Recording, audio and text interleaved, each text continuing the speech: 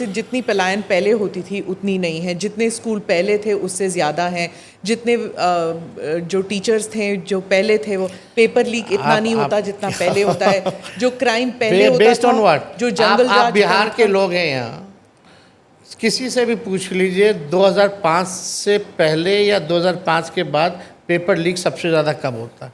पहले कहाँ इतना खबर आता था पेपर लीक का। किस बेस पे बोल रहे हैं? There has to be some data ना और एविडेंस। बिहार में कोई भी परीक्षा ऐसी हो जिसमें पेपर लीक ना हुआ हो, ये हमको बता दीजिए। वो केवल 17 महीने जब हमारी सरकार थी और 5 लाख लोगों को नौकरी हम लोगों ने दिया। क्या कह रहे हैं वो कि स्कूलें बना दी, बिल्डिंग बने होंगे लेकिन उसमें टीचर कहाँ है? टीचर तो हम आए हैं 17 महीने, तो 5 लाख टीचरों को नौकरी पे हम लोगों ने देने का काम किया, तब भरने का काम किया हम लोगों ने।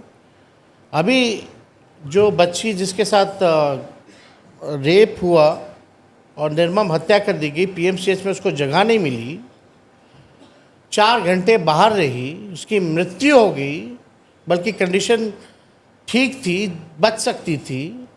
हम उसके परिवार के यहाँ गए, प्रधानमंत्री जी कहते हैं, मुख्यमंत्री कहते हैं सबको घर बना के दे दिया पक्का मकान, उसका घर तो झोपड़ी में था। हम शहीद के यहाँ गए तो वहाँ शौचालय नहीं था और ये बोलते कि शौचालय बना दिया। ये केवल ठगने का काम करते हैं। और मोदी जी से अच्छा कलाकार और झूठ बोलने वाला व्यक्ति इस देश में पैदा नहीं हुआ। काला धन लाएंगे, काला धन लाएंगे, 15-15 लाख रुपए खाते में देंगे, हर साल 2 करोड़ नौकरी देंगे। कहाँ है ये? पर अगर आप कह रहे हैं कि मोदी जी झूठे हैं, तो फिर 3 बारी क्यों वो इलेक्शन जीते हैं? Propaganda, propaganda. 11 साल से उनकी ऑल सरकार द है। Constitutional institution are been hijacked, media is been hijacked. खुल के हम लोगों को कहना पड़ेगा। आप रोज तो टीवी पे होते हैं, सच की बात है। आपको नहीं लगता स्मिता जी, जितना रोज तो आप टीवी पे हैं, कहाँ से हाईजैक हुआ है मीडिया?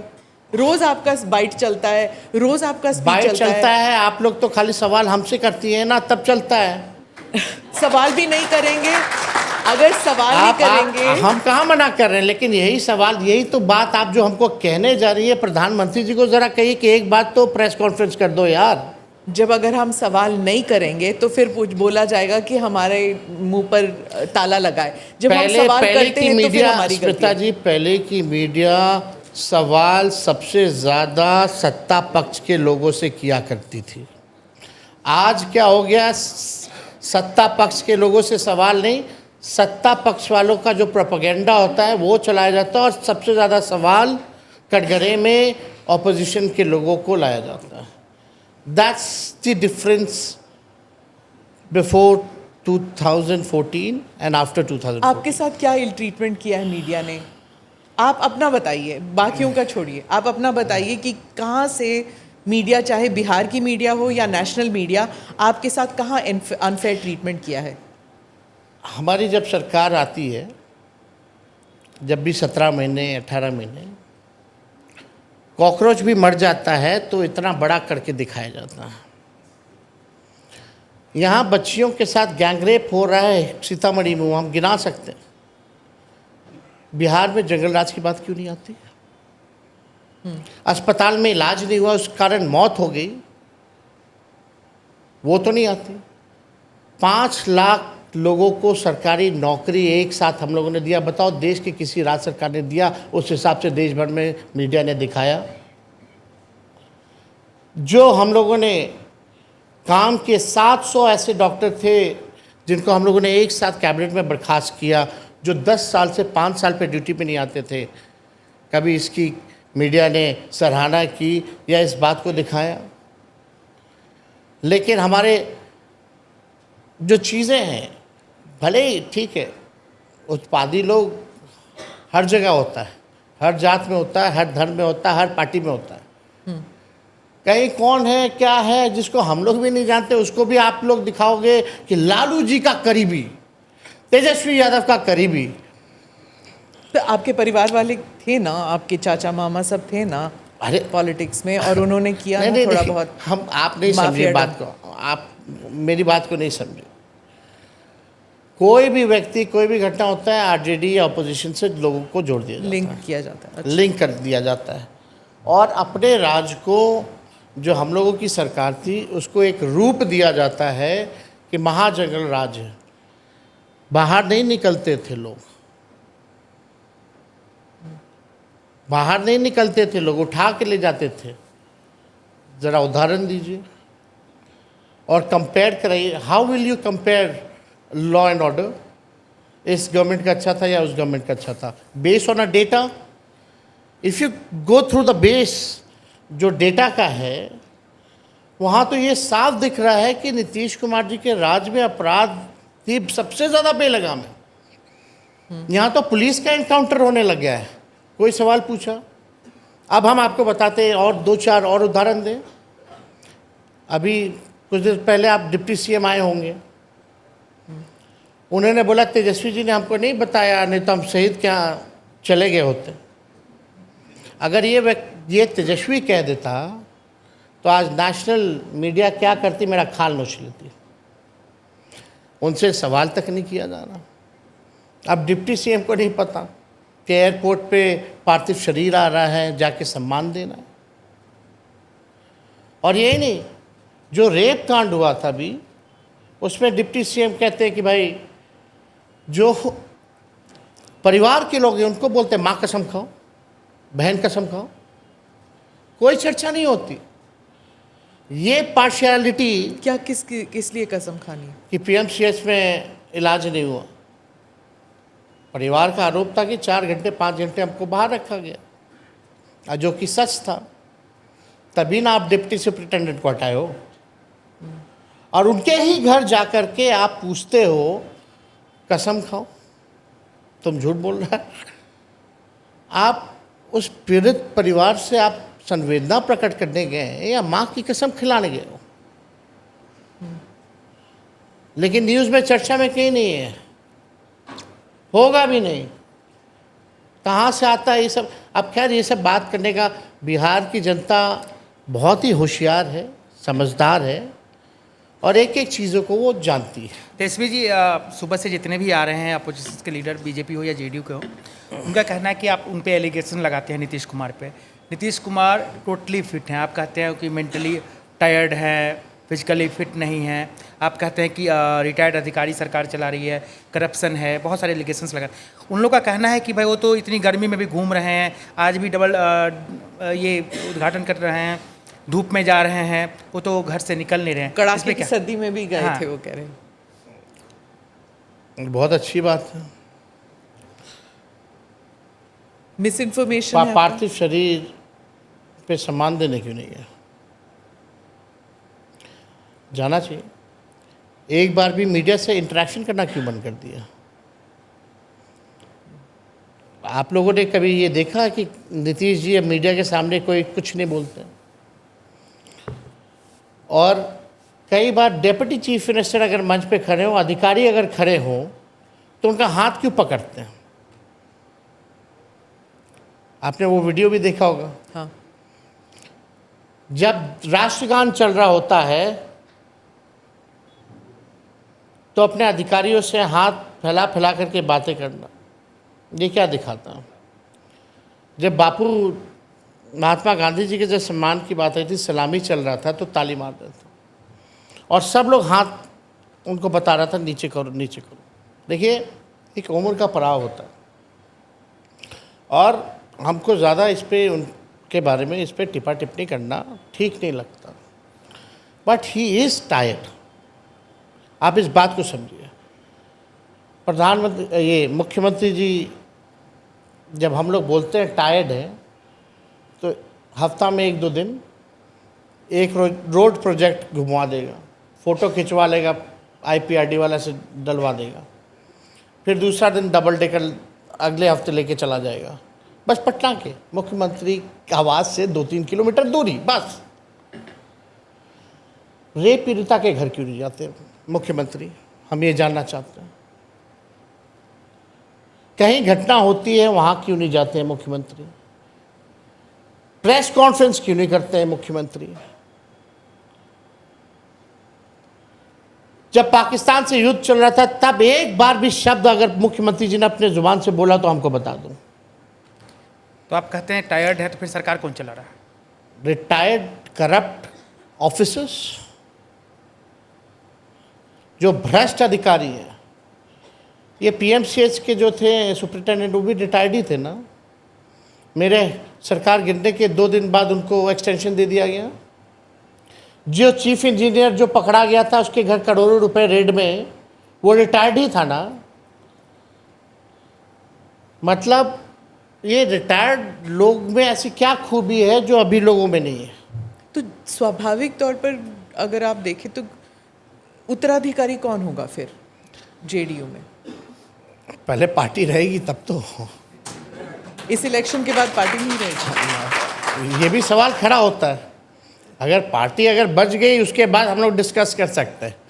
पहला काम तो पार्टी पहले बच जाए उनकी, और यही पार्टी बचाने के लिए तो नीतीश जी हमारे साथ गठबंधन किया था, फिर हम लोगों ने इंडिया अलायंस बनाया था। आप वो स्टेटमेंट देखी होंगी जब इस्तीफ़ा देकर के आए थे, तो नीतीश जी ने साफ कहा था कि जैसे शिवसेना को वहाँ तोड़ रहे थे, झारखंड में जेएमएम को तोड़ रहे थे, और यहाँ नीतीश जी की पार्टी को तोड़ रहे थे। उन्होंने खुद बोला कि हमारी पार्टी को तोड़ा जा रहा था, इसलिए हम लोग यहाँ आए। और फिर गए क्यों? अभी तक समझ नहीं आया हमें कि गए क्यों, आते क्यों हैं, जाते क्यों हैं, ये भी नहीं समझ आता। ये बताओ, आप समझ नहीं पा रही हैं तो उस व्यक्ति को बिहार का गद्दी पे बैठना चाहिए। अब क्या बोलते हैं नीतीश जी? इधर जाते हैं तो अरे वो लेके चला गया था, इधर आते तो बोलते वो लेके चला गया था, फिर बोलते आप गलती नहीं करेंगे, अरे फिर वो लेके चला गया था, हम थोड़ी जा रहे थे, फिर बोलेंगे वो लेके चला गया था। जो व्यक्ति अपना निर्णय ना ले पाए वो बिहार का 14 करोड़ लोगों का निर्णय कैसे ले सकता है? पर अगर आज भी अगर वो कहते हैं कि आपके पास आएंगे तो आपके पिताजी उन्हें ज़रूर वापस ले लेंगे, है कि नहीं? नहीं, नहीं, एकदम नहीं। हमारे पिताजी हम जानते हैं, हमने भी देखा हुआ है, अरे हमने हम भी बता ना राजनीति रहे। देखा हुआ ना। हम जानते हैं ना। अगर वो कहें आज, देखिए, नीतीश जी, एक बार अगर कोई गलती करे तो ठीक है, माफ़ कर देना चाहिए। अब तो उन्होंने 2 बार गलती कर ली, अब तो माफ़ी बनती नहीं। और अब नीतीश जी जहाँ भी रहेंगे, माफ़ कीजिएगा, वो हिल बी एन एक्स्ट्रा बैगेज, बोझ बन करके रहेंगे। और उनकी पार्टी आप मतलब तो, वही है ना, महाभारत में कृष्ण, चलिए मैं नहीं बोलती हूँ, नहीं तो फिर वही बात चलती है ना कि पांडव लेंगे कि सेना लेंगे कि उससे कृष्ण कोई को फर्क लेंगे? नहीं पड़ता। वो बहुत सारे उदाहरण हैं। आप महाभारत का नहीं देखे, ग्लाइडिएटर्स का भी दे सकते, इसका भी दे सकते, ग्लाइडिएटर्स का भी दे सकते, हाँ। 300 मेंस का भी दे सकती है। हाँ, तो फिर आप जेडीयू को तोड़ के आप अपने पार्टी में लेंगे, क्या करेंगे? उनके पार्टी के लोग निर्णय लेंगे। कोशिश जो देखो, अभी जेडीयू को कौन चला रहा है? बताइए। 2-4 लोग हैं जो भाजपा से ही आए थे। वही संजय झा जी अरुण जेटली जी के खास थे, ठीक है, राजनीति से कोई मतलब नहीं था। यहाँ के ऐसे एमएलसी बना दिया गया, मंत्री बना दिया गया, उनको अब राष्ट्रीय अध्यक्ष बना दिया गया, वर्किंग प्रेसिडेंट। नेशनल मिशन पे गए थे वो तो पूरा नीतीश जी छोड़िए, वो तो नीतीश जी जो बोलेंगे, मोदी जी या अमित शाह अगर कह दें तो संजय झा अमित शाह जी की बात मानेगा, संजय झा नीतीश जी की बात नहीं मानेगा। ये बात सच है, और आप फील भी कीजिए, करिएगा थोड़े आने वाले समय में, और आप लिख लीजिए। तो एक तो आप संजय झा का नाम बताएं, और कौन और भी लोग हैं, कौन लोग हैं जो आप जिनके बारे में कहते हैं वो हाईजेक कर लिया गया पूरी सरकार? और सब जो पार्टी बदलता रहता है सब। बिहार में तो सब बदलते हैं पार्टी। नहीं, वो हर जगह बदलते हैं। आप तो हाँ, बीजेपी जब से आई तब से वॉशिंग मशीन हो गई, बदलवाती रहती है। तो कभी ईडी लगा के, कभी सीबीआई लगा के, कभी डरा के, कभी धमका के। तो अभी जो चुनाव होने वाले हैं, तो क्या आपको लग रहा है अगर एनडीए सत्ता में आती है या बहुमत हासिल करती है तो नीतीश कुमार जी मुख्यमंत्री बन पाएंगे? क्या लग रहा है आपको? हमको लगता है कि बीजेपी वाले या कोई भी अभी हो सकता है, और आप सरकार में बैठे हुए लोग आएंगे, भाजपा के, बोलेंगे कि नीतीश जी ही मुख्यमंत्री होंगे, उनके ही नेतृत्व में चुनाव लड़ेंगे, तो उनको बोले ज़रा अमित शाह जी से एफिडेविट पे लिखवा लें कि चुनाव के बाद वही 5 साल के लिए मुख्यमंत्री होंगे। भाजपा जिसके साथ रही है उसको ख़त्म करने में लगी है। आप जितनी भी रीजनल्स पार्टी देख लें, नॉर्थ से साउथ, ईस्ट टू वेस्ट, जो भी भाजपा के साथ रहा है सबको तोड़ा। बिहार में देख लीजिए ना, चिराग पासवान जी की पार्टी का क्या किया भाजपा ने, उदाहरण है बिहार में। वही काम जेडीयू के साथ हो रहा था, और अभी लॉन्ग टर्म प्लान पे वो चला गया प्लान। पहले शॉर्ट टर्म पे था, अब लॉन्ग टर्म पे। तेजस्वी जी, इंडिया अलायंस का क्या फ्यूचर है? इंडिया अलायंस का ही केवल फ्यूचर है, और किसी का ना नहीं किसी ना कोई मीटिंग हो रही है, ना कोऑर्डिनेशन कुछ हो रहा है, कोई इलेक्शन स्ट्रेटजी नहीं है। जब भी होता है, कौन बोला? नहीं हुआ ना, कब हुआ है? हमारी बिहार की बात कर रही है, नहीं, country wide India alliance, national wide. गठबंधन की नहीं बात कर रही, बिहार गठबंधन नहीं, नेशनली इंडिया अलायंस। 2014 से 2025 एनडीए की कितनी बैठक हुई पूरे देश भर में? पर वो इलेक्शन जीते नहीं, रहते हैं। नहीं, वो जीतने की बात नहीं कर रहे। आप कह रहे कोई मीटिंग नहीं हो रही, कोई स्ट्रैटेजी नहीं बन रहा। आप हमको संख्या बताइए तो आप कितनी बार? स्ट्रैटेजी, उनकी स्ट्रैटेजी होगी, वो इसीलिए तो तभी जीत रहे हैं। बैठक हुई जब इंडिया अलायंस हम लोगों ने बनाया था। उसके बाद मोदी जी ने फिर से पहली बैठक जो है हमारे गठबंधन के बाद बना था। तो इतने साल से क्यों नहीं बैठक कर रहे थे? इतने नंबर है, उनको जरूरत ही नहीं है। ठीक है ना, चुनाव है, जनता मालिक है, चुनना जीतना वो जनता पे छोड़िए ना। हार जीत चलता रहता है, उससे क्या है? हम अपने मुद्दे को लेके, अपने विचारधारा को लेकर के लड़ाई लड़ रहे हैं। जनता मालिक है, जिसको चुने जनता जो है वो मालिक है। लेकिन लास्ट 19 के इलेक्शन में और आप देखिएगा 24 के चुनाव में अंतर तो काफ़ी पाया आप लोगों ने। बीजेपी की सीटें कम हुई। जी जी, वो तो 400 पार की बात कर रहे थे, उनकी स्ट्रैटेजी तो काम ही नहीं की। ये भी तो है।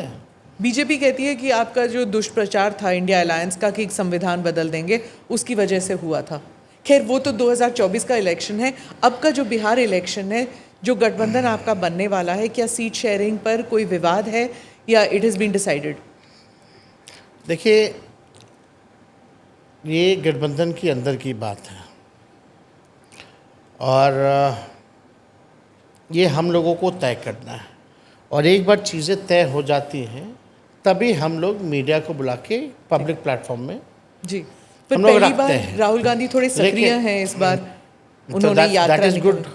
He is the opposition leader है ना पूरे देश के, तो जाएंगे क्यों नहीं? प्रधानमंत्री हैं तो प्रधानमंत्री भी जाते हैं। अगर राहुल गांधी जी आ रहे हैं तो अच्छी बात है, लोगों की इश्यूज उठा रहे हैं, जनता की इशू उठा रहे हैं तो अच्छी बात है। लेकिन आप देखिए ना, अभी मांझी जी चिराग पासवान के बारे में क्या कह रहे हैं, उपेंद्र कुशवाहा क्या कह रहे हैं। वो बोलते हम इतना सीट पे लड़ेंगे, वो बोलते इतना सीट पे लड़ेंगे। लेकिन आप लोगों को, आपको नहीं, मीडिया के लोगों को केवल दिखाई देता कि इंडिया में ही तनाव चल रहा है, एनडीए में तनाव नहीं चल रहा। मुकेश जी यहाँ बैठे हैं, इनसे हिस्ट्री निकलवा लीजिए कि कब मांझी जी ने कितने सीटों की डिमांड की, और मांझी जी ने चिराग के बारे में कल क्या कहा, या चिराग जी ने मांझी जी के बारे में क्या कहा, उपेंद्र कुशवाहा ने क्या कहा।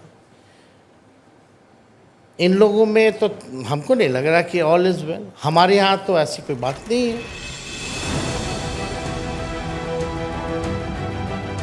नमस्ते, जय Hind. You're watching ANI podcast with Smita Prakash. अगर हम उसको मस्जिद कहेंगे तो फिर विवाद होगा।